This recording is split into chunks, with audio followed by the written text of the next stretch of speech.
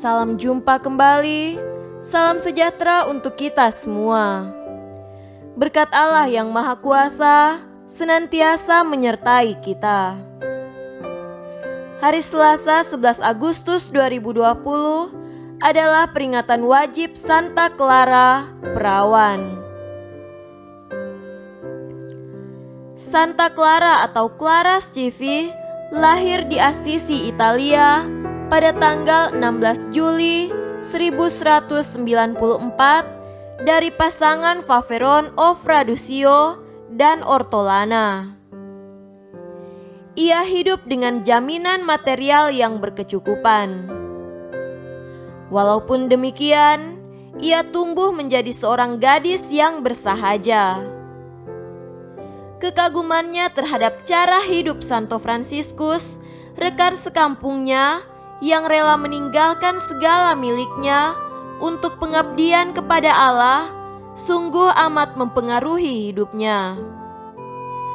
Pada tahun 1212, pada usianya yang ke-18 tahun, Clara meninggalkan rumah dan menemui Santo Fransiskus untuk menerima jubah kasar dan miskin sebagai tanda kesungguhan hatinya untuk mengikuti Kristus. Bersama adiknya, Agnes, dan beberapa teman lain, Clara pun tinggal di dalam biara kecil San Damiano di pinggir kota Assisi. Itulah permulaan serikat suster-suster miskin atau Ordo Suster-Suster Claris. Mereka hidup dari kerja tangannya sendiri dan tidak mau menerima jaminan hidup berupa modal atau tanah meskipun berulang kali ditawarkan. Santa Clara meninggal pada tanggal 11 Agustus 1253. Ia dinyatakan kudus oleh Paus Alexander keempat. Cinta akan kemiskinan demi Kristus membuka hati bagi orang lain dan membuat kita kaya akan cinta kasih. Marilah kita memilih hal yang baik seperti yang diamalkan oleh Santa Clara. Marilah berdoa. Allah Bapa yang penuh belas kasih, dalam diri Santa Clara, Engkau telah menumbuhkan cinta akan kemiskinan. Semoga berkat doanya, kami mengikuti Kristus dengan semangat kemiskinan, supaya layak memandang Engkau dalam kerajaan surga. Demi Yesus Kristus, Tuhan dan pengantara kami. Amin. Dalam nama Bapa dan Putra dan Roh Kudus. Amin. Marilah kita mendengarkan dan merenungkan bacaan-bacaan kitab suci. Bacaan pertama dari Nubuat Yehezkiel, pasal 2, ayat 8, sampai pasal 3, ayat 4. Dan engkau anak manusia, dengarlah apa yang kufirmankan kepadamu. Janganlah memberontak seperti kaum pemberontak ini. Ngangakanlah mulutmu dan makanlah apa yang kuberikan kepadamu. Aku melihat sesungguhnya ada tangan yang terulur kepadaku dan sungguh dipegangnya sebuah gulungan kitab lalu dibentangkannya di hadapanku. Gulungan kitab itu ditulisi timbal balik dan di sana tertulis nyanyian-nyanyian ratapan, keluh kesah dan rintihan. Firman-Nya kepadaku, hai anak manusia, makanlah apa yang engkau lihat di sini. Makanlah gulungan kitab ini dan pergilah, berbicaralah kepada kaum Israel. Maka kubukalah mulutku dan diberikannya gulungan kitab itu kumakan. Lalu firman-Nya kepadaku, Hai anak manusia, makanlah gulungan kitab yang kuberikan ini kepadamu, dan isilah perutmu dengan itu. Lalu aku memakannya, dan rasanya manis seperti madu dalam mulutku. Firman-Nya kepadaku, hai anak manusia, mari, pergilah dan temuilah kaum Israel, dan sampaikanlah perkataan-perkataanku kepada mereka. Demikianlah sabda Tuhan. Syukur kepada Allah.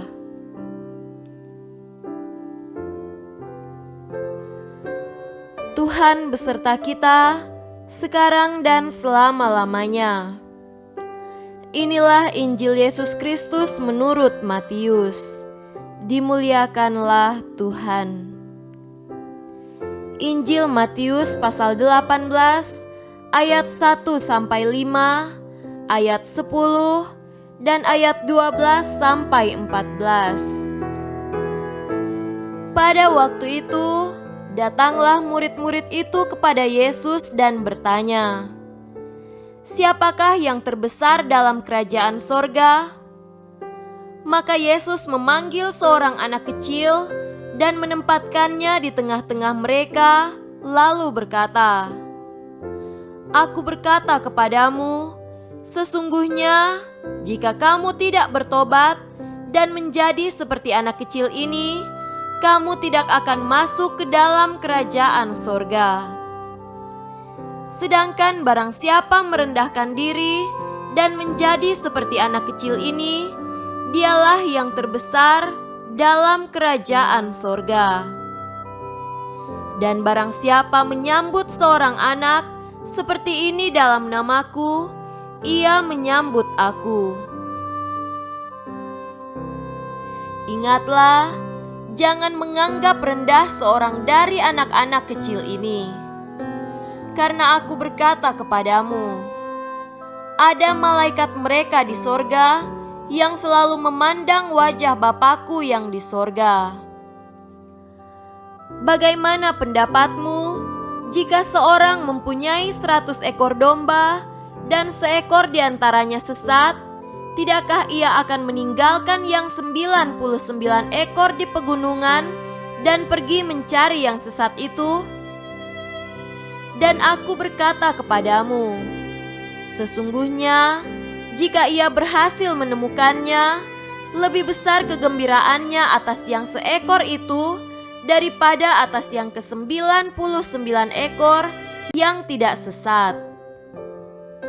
Demikian juga Bapamu yang di sorga tidak menghendaki supaya seorang pun dari anak-anak ini hilang.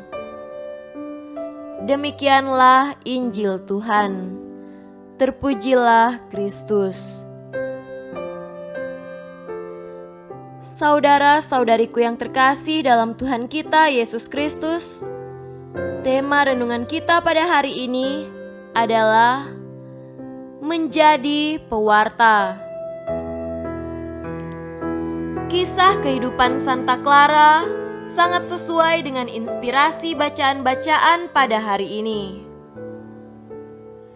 Nabi Yeskiel dalam bacaan pertama men-sharingkan pengalaman keterpanggilannya untuk menjadi pewarta.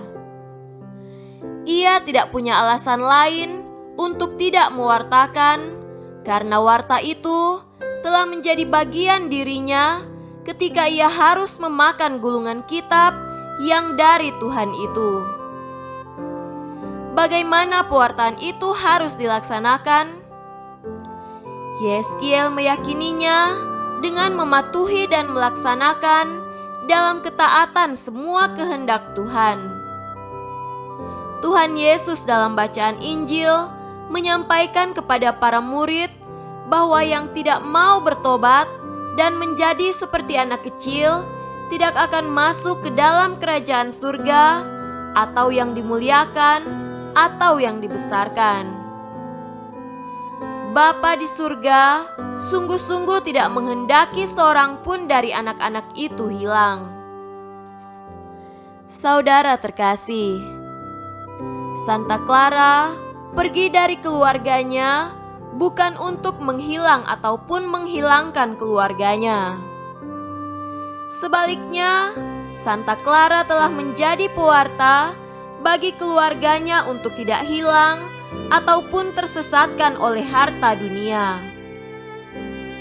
Adik dan ibunya pun memilih untuk menghayati hidup miskin untuk melayani Yesus yang miskin dalam diri para miskin. Harta dunia tidak dicari dan ditimbun untuk menjamin diri sendiri, melainkan memberikan diri untuk melayani banyak orang agar tidak hilang tersesat di tengah harta dan hormat dunia.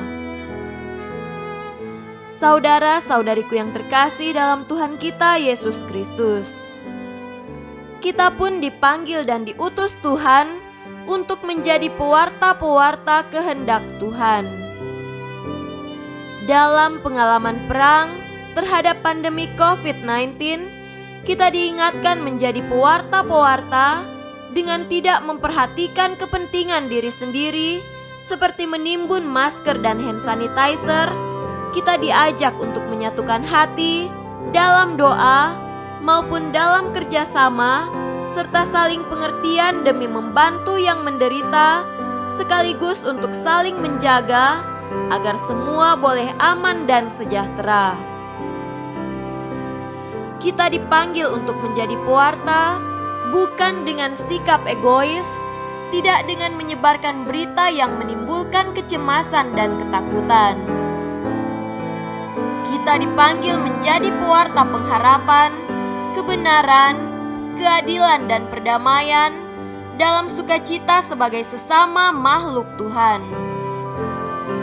Bersama Santa Clara, marilah kita menjadi pewarta-pewarta kehendak Tuhan bagi mereka yang miskin dan membutuhkan.